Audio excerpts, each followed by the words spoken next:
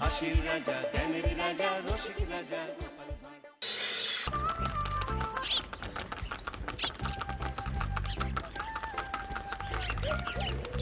অনেক দিন পর বেশ লাগছে বন ভ্রমণ। মাঝে মাঝে কাজের ফাঁকে এইসব জায়গায় এলে মন খুব ভালো লাগে। শুদ্ধ বাতাস, মাটির সোনা গন্ধ, পাখির কলতান, আহা।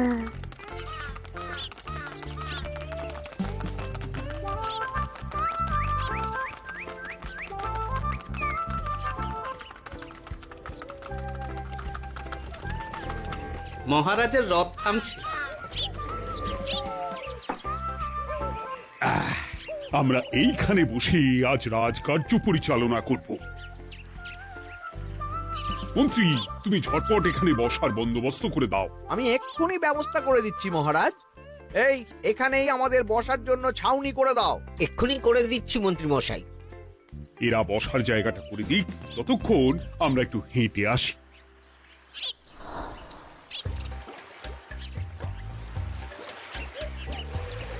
সকালবেলা হাঁটা শরীরের পক্ষে খুব ভালো মহারাজ।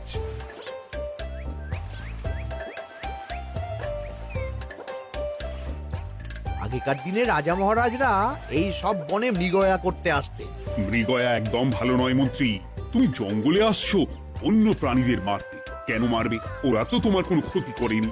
না, তা করেনি, কিন্তু তখন ওটা রাজা মহারাজাদের খেলা ছিল। শুনেছি আপনার প্রপিতামহ খুব ভালো বাঘ শিকার করতেন, অনেক বাঘ মেরেছেন।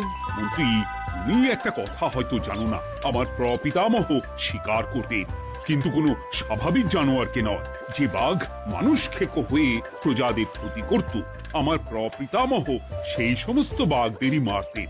এছাড়া উনি বন্য প্রাণী সংরক্ষণ করতে বড়ই ভালোবাসতেন।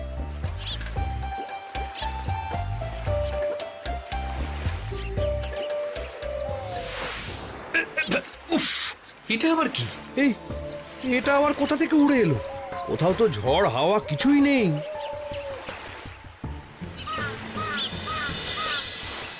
একটা ধাঁধা মহারাজ, এই কাগজে লেখা।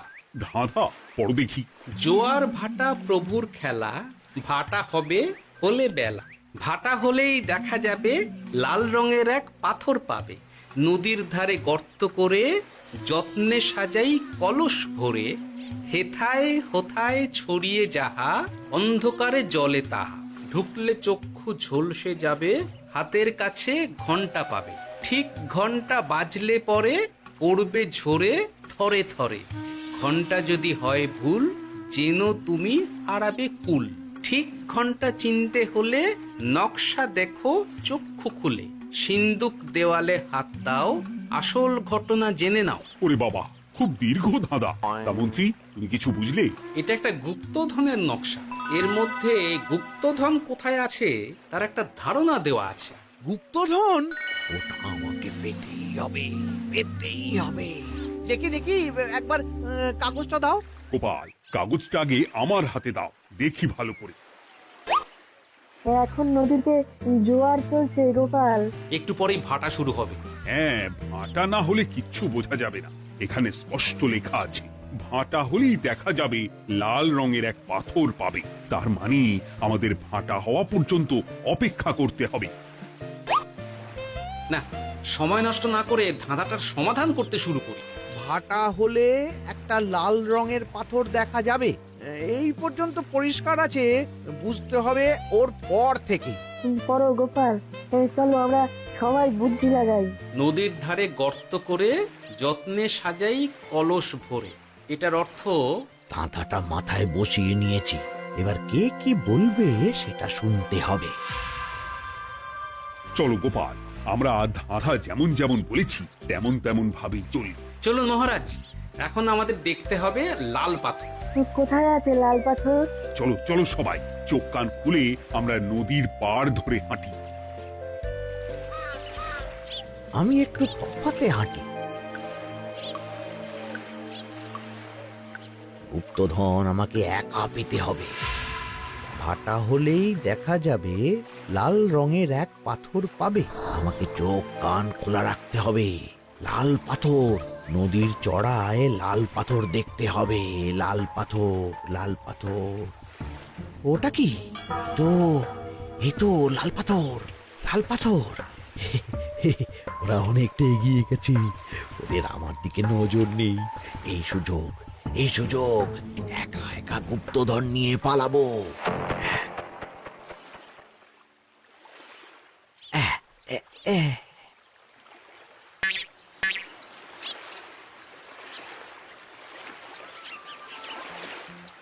কি গো, আমরা তো হেঁটেই চলেছি, লাল পাথর তো কই দেখতে পাচ্ছি না। আরেকটু হাঁটতে হবে মহারাজ, গুপ্তধন বলে কথা, ওকে আর সহজে ধরা দেয়? সেটা অবশ্য সঠিক কথা। আচ্ছা, আমরা সবাই তো আসছি হেঁটে হেঁটে, মন্ত্রী মশাই গেলেন কোথায়? ও কি যে ঘটে! সত্যি তো, মন্ত্রী কোথায়? ও সেনাপতি, মন্ত্রীকে দেখেছো? কই, না তো মহারাজ। তাহলে কোথায় গেলেন মন্ত্রী মশাই? এই জঙ্গলে বাঘ ভাল্লুক আছে, শেষে কিনা বাঘে নিল। হায় হায় হায়, মন্ত্রী গিন্নির কাছে আমি কি মুখ দেখাবো? হুম, বাঘ ভাল্লুকের পেটে যাবার লোক তো মন্ত্রী মশাই নন। ও গোপাল, কি ভাবছো? কিছু তো একটা বলো। এখন আমাদের মন্ত্রী মশাইকেই খুঁজতে হবে। তবে মন্ত্রী মশাই বাঘ ভাল্লুকের পেটে যায়নি। তুমি নিশ্চিত হচ্ছ কি করে?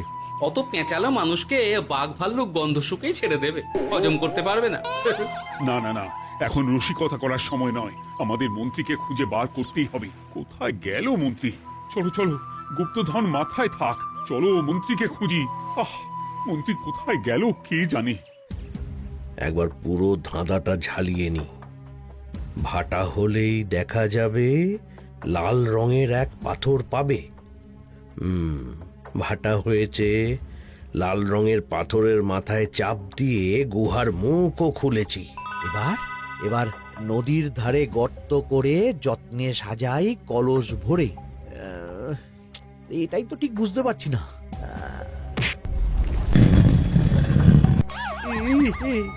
এই রে, এবার কি হবে? হ্যাঁ মহারাজ, কোথাও একটা আওয়াজ হলো। এই, আওয়াজটা কোন দিক থেকে হলো? চলুন সামনে এগিয়ে যাই, আমার মনে হয় আওয়াজটা সামনের দিক থেকে এলো। আমারও তাই মনে হলো। তবে কি মন্ত্রী মশাই লাল পাথরের হদিশ পেয়ে গেছেন? আমাদের চোখে পড়লো না, অথচ মন্ত্রী মশাইয়ের চোখে পড়ে গেল। আসলে আমরা কথা বলতে বলতে গেছি, তাই নজরে পড়েনি। মন্ত্রী মশাই একা একা আমাদের পেছন পেছন আসছিলেন। উনি ইচ্ছে করেই আমাদের পেছনে পেছনে আসছিলেন। নিজে একা গুপ্তধন নিয়ে যেতে চেয়েছিলেন, এখন কোথায় আছেন কে জানে।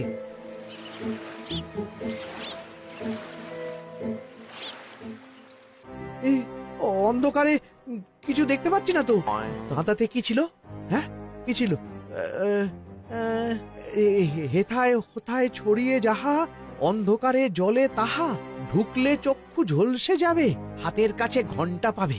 পেয়েছি পেয়েছি, ঘন্টা ঘন্টা ঘন্টাটা পেতে হবে। ঘন্টাটা ঘন্টাটা ঘন্টা।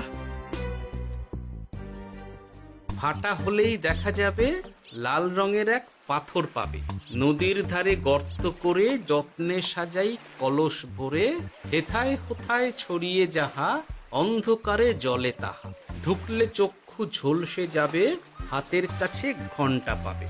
ঠিক ঘন্টা বাজলে পরে পড়বে ঝরে থরে থরে, ঘন্টা যদি হয় ভুল যেন তুমি হারাবে কুল। ঠিক ঘন্টা চিনতে হলে নকশা দেখো চক্ষু খুলে, সিন্দুক দেওয়ালে হাত দাও আসল ঘটনা জেনে না। এবারে ভালো করে ঠান্ডা মাথায় ভাবতে হবে। ভাটা হলেই দেখা যাবে লাল রঙের এক পাথর পাবে। সেই লাল পাথরটাই তো খুঁজে পাওয়া যাচ্ছে না, অথচ মন্ত্রী মশাই খুঁজে পেলেন। আওয়াজটা কোথা থেকে আসছিল? এই কাছে পিঠে এই কোথা থেকে আওয়াজটা আসছিল।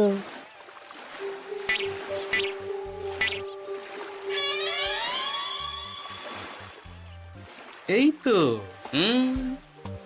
এটাই মনে হয় সেই লাল পাথর। একটু নাড়িয়ে চাড়িয়ে দেখি তো কিছু হয় কিনা।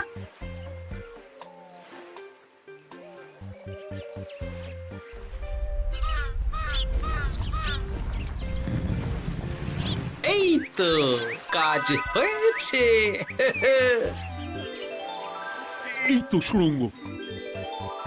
আপনারা নিচে নামুন, আপনারা কি দেখছেন সেটা বলবেন মহারাজ।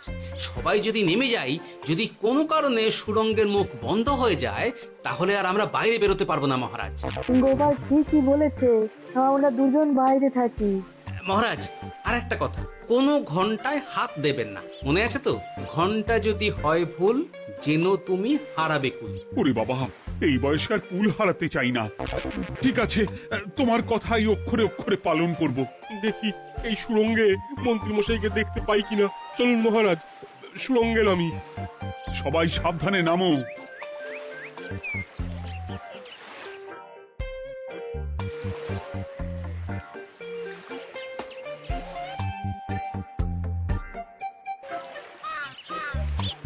মহারাজ, ওখানে কি কি দেখতে পাচ্ছেন? ওখানে কি মন্ত্রী মশাই আছেন? না গোপাল, মন্ত্রীকে এখনো দেখতে পাইনি।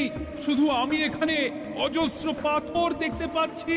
পাথরে পাথরে ছয়লা, ছোট বড় অজস্র। পাথরগুলো বড় অদ্ভুত, কিরকম কিরকম মানুষ মানুষ করুন। লম্বা বেঁটে হরেক রকম।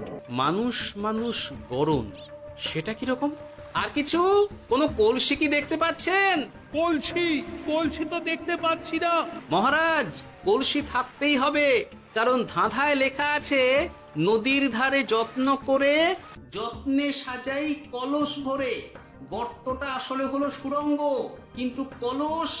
মহারাজ, মহারাজ, এইদিকে এইদিকে একটা কলসের মতো কি যেন আছে।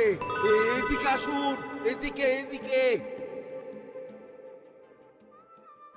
হ্যাঁ গোপাল, দেখতে পেয়েছি। এবার আমি যেরকম যেরকম বলবো সেই রকম সেরকমই করবেন। আমি বিজ্ঞানীকে নদী থেকে জল তুলে পাঠিয়ে দিচ্ছি। পাত্র কোথায় পাবে? আমাদের জল খাবার যে পাত্র আছে সেটা আনতে লোক পাঠাচ্ছি। ঠিক আছে। শুধু একটা কথা বলছি, আপনারা কেউই সুড়ঙ্গের ভেতরে কোনো কিছুতে হাত দেবেন না। কেন গোপাল? সব পরে বলবো, এখন আমি যা বলছি সেটা শুধু মনে রাখুন। সুড়ঙ্গের ভেতরে কিছুতে হাত দেবেন না। ঠিক আছে।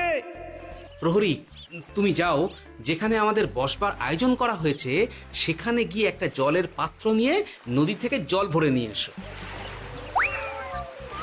গোপাল, মন্ত্রীমশাই কোথায় গায়েব হয়ে গেলেন? কোথাও গায়েব হয়ে যাননি বিজ্ঞানী, কোথাও গায়েব হয়ে যাননি উনি। উনি ওই সুড়ঙ্গের ভেতরেই আছেন। কিন্তু কেউ তো ওনাকে দেখতে পাননি। সম্ভবত পাথর হয়ে আছে। এখন কিভাবে পাথর হয়েছেন সেটা তো আমি বলতে পারবো না। সবটাই স্বপ্নের মতো লাগছে। ঠিক যেন স্বপ্নের মতো লাগছে। এই জীবনে সুরঙ্গ দর্শন হয়ে গেল। আমাদের পাতাল প্রবেশ। পাতালে আসিয়া আমি মনে মনে বলি, গুপ্তধর নিয়ে আমরা যেন সৎ পথে চলি। তোমার এখনো কাব্য আসছে সভাকবি? আসছে মানে কাব্যের সাথে আছে রোমাঞ্চ, করছে গা শীত, হচ্ছি আমি অধীর। মহারাজ, জল দিয়ে বিজ্ঞানীকে পাঠাচ্ছি। কি করতে হবে বিজ্ঞানীকে সব বলে দিয়েছি। তুমি ভেতরে আসবে না? আসবো ঠিক সময়ে। এখন আমি যেমন যেমন বলবো আপনি ঠিক তেমন তেমন করবেন। ঠিক আছে। বিজ্ঞানী, যেমন যেমন বললাম ঠিক তেমন তেমন ভাবে কলসিকে জল দিয়ে পরিষ্কার করবে। মনে রেখো, ধাঁধায় আছে কলসি সাজাই যতন কর। তুমি একটা কথা মনে রেখো বিজ্ঞানী, কোথাও হাত দিও না কিন্তু। ঠিক আছে গোপাল, তোমার উপস্থিত বুদ্ধির তুলনা নেই। আমি যাচ্ছি গোপাল। সাবধানে সাবধানে। মহারাজ, বিজ্ঞানী যাচ্ছে। সাবধানে নামো, সাবধানে। মহারাজ, কলসিটা কোথায়? ওই তো, একটু সাবধানে যাও।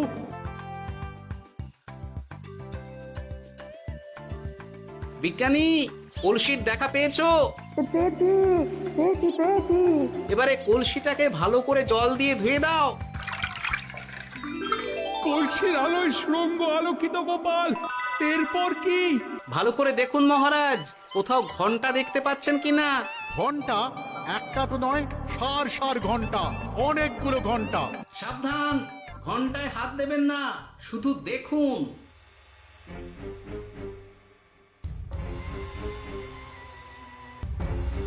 মহারাজ, আমরা গুপ্তধনের খুব কাছে চলে এসেছি। তাই নাকি? কি মজা, কি মজা! এবার খাবো ক্ষীরের গজা। আহ, সভাকবি চুপ করো। এখনো আমরা গুপ্তধন পাইনি। বাবার মুখে দাঁড়িয়ে সবগুলো তারা আঁকা। বিজ্ঞানী, কোনো ঘন্টায় চাঁদের নকশা করা আছে কি? একটু দেখে বলো না। আমি আতস কাজ নিয়েই দেখছি, সব ঘন্টাতেই তারা আঁকা। খবরদার, কোনো ঘন্টাকেই ছোঁবে না। ঠিক আছে, কোনো কিছু না ছুঁয়ে আমি দেখছি। পেয়েছি গোপাল, চাঁদ আঁকার ঘন্টা পেয়েছি। ওই ঘন্টাটা বাজাও, বাজাও।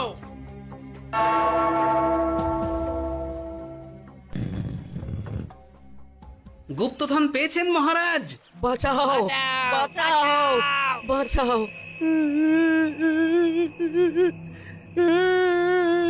বাঁচান মহারাজ, বাঁচান বিজ্ঞানী, মহারাজ, মন্ত্রীর গলা পাচ্ছ না? মহারাজ, আমি পাথর হয়ে আছি, আমাকে মানুষ করুন মহারাজ। তুমি তো মানুষই ছিলে, হঠাৎ করে পাথর হলি কেন? মহারাজ, গুপ্তধন পেয়েছেন? পেয়েছি, তার সাথে মন্ত্রীকেও পেয়েছি। মন্ত্রী এইখানে কোথাও পাথর হয়ে দাঁড়িয়ে আছে। দাঁড়ান মহারাজ, এবার আসছি। সাবধানে এসো। আমি ভেতরে যাচ্ছি, বুঝলে? যদি কোনো কারণে দেখো পাথরটা গুহার মুখটা আটকে দিয়েছে, অমনি তোমাদের কাজ হলো পাথরটাকে ছুঁয়ে ফেলা, বুঝলে? ঠিক আছে গোপাল দাদা। আমার মনে হয় বিপদ আর কিছু ঘটবে না, তবুও সাবধানের তো মান নেই। ঠিক আছে, তুমি নিশ্চিন্তে ভেতরে যাও। বাঁচাও, আমাদের বাঁচাও, আমাদের সবাইকে মানুষ করুন। আমাকে মানুষ করুন মহারাজ। আপনাকে তো মানুষ করা হবে মন্ত্রী মশাই। আগে বলুন, আপনি পাথর হলেন কি করে? ও, মনে পড়েছে, ধারার শেষ লাইন, সিন্দুক দেওয়ালে হাত দাও, আসল খবর জেনে না। সত্যি গোপাল, তুমি না থাকলে এই এত কিছু আমাদের সবার কাছে অজানাই থেকে যেত।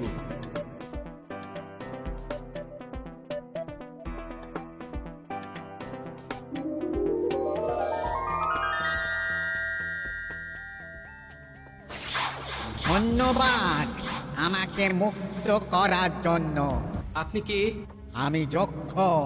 আমাকে এই ধন সম্পত্তি পাহারা দেওয়ার জন্য এক ডাকাত দলের সর্দার যক্ষ করে রেখেছিল। আমি 100 বছর ধরে এইখানে যক্ষ হয়ে আছি। আমি তোমার জন্য মুক্ত হলাম গোপাল। এই সম্পত্তি তোমার গোপাল। সম্পত্তি নিয়ে আমি কি করব?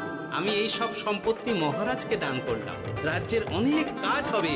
তুমি ধন্য গোপাল, তুমি ধন্য। এবার আমার যাবার সময় এসেছে, আমাকে যেতে হবে। যাবার আগে এই পাথরগুলোকে মানুষ করে যান। এরা সব লোভী।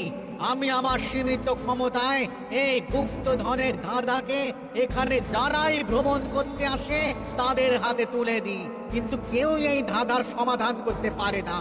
সবার মনে লোভ কাজ করে, এই লোভ এদেরকে পাথর করে রেখেছে। পাথর হলো কি করে? একটা মানুষ এসে বুক ভরা লোভ নিয়ে আধা পুরো না জেনে পাথরে হাত দিলেই সে পাথর হয়ে যাবে। আমাদের আমাদের আমাদের ভুল ভুল হয়েছে, হয়েছে। আর লোভ আর করবো লোভ না, করবো না। আমাদের বাঁচাও। আমাকে মুক্ত করে দিন, আমার খুব ভুল হয়েছে মহারাজ, মুক্ত করে দিন আমায়। তুমি এখানে আগে এসেছিলে, তাই তো আগে এসে ভাবলে নিজেই একা একা গুপ্তধনকে হরপ করে দেবে। এদিকে তোমাকে না দেখতে পেয়ে আমাদের কত চিন্তা হচ্ছিল। যারা লোভী তারা কারো কথা ভাবে না, শুধু নিজের কথা ভাবে। আমাকে আর একটা সুযোগ দিন, আমি আর লোভ করব না মহারাজ। ও, তোমার কথার কোনো দামই নেই। না মহারাজ, আমাকে আর একটা সুযোগ দিয়ে দেখুন, আমি আর লোভ করব না, আমাকে মানুষ করুন মহারাজ। আমাদের সবাইকে আমাদের মানুষ সবাইকে করুন। মানুষ করুন, দয়া দয়া করে করুন, দয়া মানুষ করুন। যক্ষরাজ, এদের আপনি ক্ষমা করে দিন। ঠিক আছে, তোমাদের আবার মানুষ করে দিচ্ছি।